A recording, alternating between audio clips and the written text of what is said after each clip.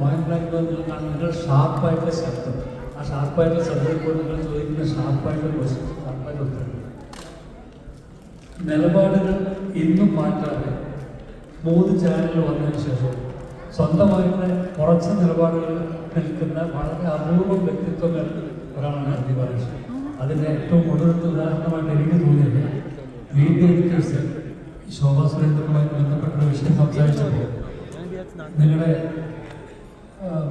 Boss എന്തായ സമയത്ത് ആ സദസ്സിൽ നിങ്ങൾ പറഞ്ഞു ഈ സംഭവം ഇന്ന് നമുക്ക് ഇന്നത്തെ ചർച്ചകൾ അവസാനിപ്പിക്കണം, നാളെ മുതൽ ശോഭാ സുരേന്ദ്രൻ മറ്റ് പല കാര്യങ്ങളായിട്ട് വരും, അപ്പോൾ നമ്മൾ ഈ സബ്ജക്റ്റ് സംസാരിക്കില്ല, നമ്മൾ സംസാരിക്കുന്നത് ജനങ്ങൾക്കറിയാനുള്ള വിഷയമാണ് എന്ന് പറഞ്ഞ് നിലപാട് വ്യക്തമാക്കിയ ഉണ്ണി ബാലകൃഷ്ണനെ പോലുള്ള വ്യക്തിത്വങ്ങൾ ഇന്നത്തെ ചാനലിൽ വളരെ കുറവാണ്.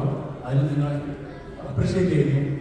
ഇന്നും നിങ്ങൾ നിലപാടുകൾ ഉറച്ചു നിൽക്കുന്നു. നിങ്ങളുടെ ഈ ചാനൽ വന്നു കഴിഞ്ഞാൽ എനിക്ക് നിങ്ങളോട് ചോദിക്കാനുള്ള ഇനിയും നിങ്ങളുടെ ഒരു കഥയുണ്ടല്ലോ, ആദ്യത്തെ കഥ ജീവിതം.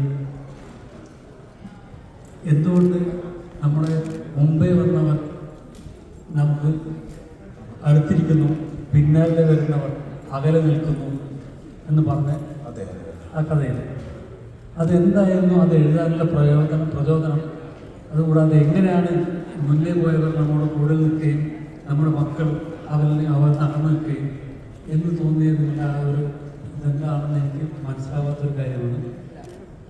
മുന്നേ കടന്നു പോയവരെന്ന് വെച്ച് കഴിഞ്ഞാൽ നമ്മുടെ അമ്മയും അച്ഛനും അവരൊക്കെ നമ്മളായിട്ട് വളരെ ക്ലോസ് ആവുന്നു, നമുക്ക് അകന്നു നിൽക്കുന്നു എന്നാണ് നിങ്ങളെ പറഞ്ഞിരിക്കുന്ന കാര്യം. അതിനൊരു കുറച്ച് വിശദമായിട്ട് ആ അദ്ദേഹത്തെ ബന്ധപ്പെട്ട കാര്യം പറഞ്ഞു കഴിഞ്ഞാൽ എനിക്ക് തോന്നുന്നത് പ്രായമാകുന്നില്ല ഞാൻ എന്ന പുസ്തകത്തിൽ അത് എഴുതിയിട്ടുണ്ട്. വ്യക്തിപരമായിട്ടുള്ളൊരു കാഴ്ചപ്പാടാണത്. എല്ലാവർക്കും അത് അങ്ങനെ ആയിരിക്കണമെന്നില്ല. നമ്മൾ പ്രായമായി തുടങ്ങുമ്പോൾ നമ്മുടെ പൂർവികരോടുള്ള നമ്മളുടെ ഒരു സമീപനവും അവരെ സംബന്ധിച്ച കാഴ്ചപ്പാടൊക്കെ മാറും.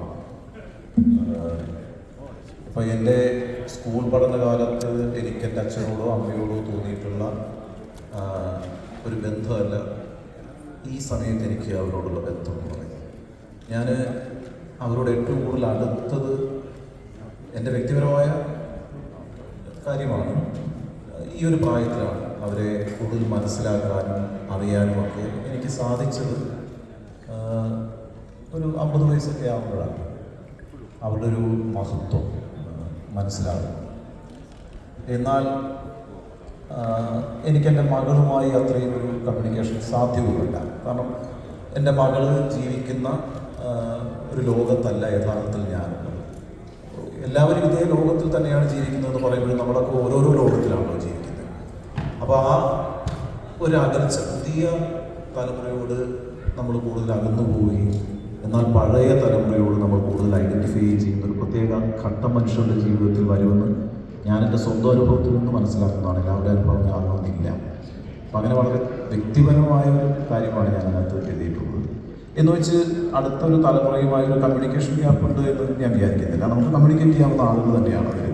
എൻ്റെ മകളുമായിട്ട് എനിക്ക് നല്ല കമ്മ്യൂണിക്കേഷനുള്ള ആളാണ്. പക്ഷെ അവരുടെ ലോകവും എൻ്റെ ലോകവും രണ്ടായിരിക്കുന്നു എന്നുള്ളതാണ്. ഇപ്പോൾ എൻ്റെ ലോകം കുറച്ചുകൂടി അടുത്ത് നിൽക്കുന്നത് എൻ്റെ അമ്മയുടെയും അച്ഛൻ്റെയും ഒരു ലോകത്തോടാണ്. ഇനി എല്ലാ മനുഷ്യരും അങ്ങനെ ആവുമെന്ന് എനിക്കറിയാം. അപ്പോൾ ഇതിപ്പോൾ എൻ്റെ മകൾ എൻ്റെ പ്രായത്തിലെത്തുമ്പോൾ ഞാനുമായി കൂടുതൽ ഐഡൻറ്റിഫൈ ചെയ്യും, എൻ്റെ ഭാര്യയുമായി കൂടുതൽ ഐഡൻറ്റിഫൈ ഒക്കെ ചെയ്യുന്നൊരു കാലം വന്നേക്കാം. തീർത്തും വ്യക്തിപരമായിട്ടുള്ളൊരു നിരീക്ഷണമാണത്. അതിന് അപ്പുറത്തൊന്നും 10 കൊല്ലം കഴിയുമ്പോൾ മാറില്ലേ? 10 കൊല്ലം കഴിയുമ്പോൾ അവരും പ്രായം കൂടുമ്പോൾ അത് മാറില്ലേ? മാറും. അപ്പോൾ അങ്ങനെ മാറുമ്പോൾ ഞാൻ പറഞ്ഞ എനിക്ക് സംഭവിച്ച മാറ്റം തന്നെ എൻ്റെ മകൾക്ക് സംഭവിക്കണമെന്നില്ല, അല്ലെങ്കിൽ അടുത്തൊരു തലമുറയ്ക്ക് സംഭവിക്കണമെന്നില്ല. വളരെ വ്യക്തിപരമായിട്ടാണ് ഞാനത് എഴുതിയിട്ടുള്ളത്. മനോഹരമായിട്ട് എഴുതിയിട്ടുണ്ട്.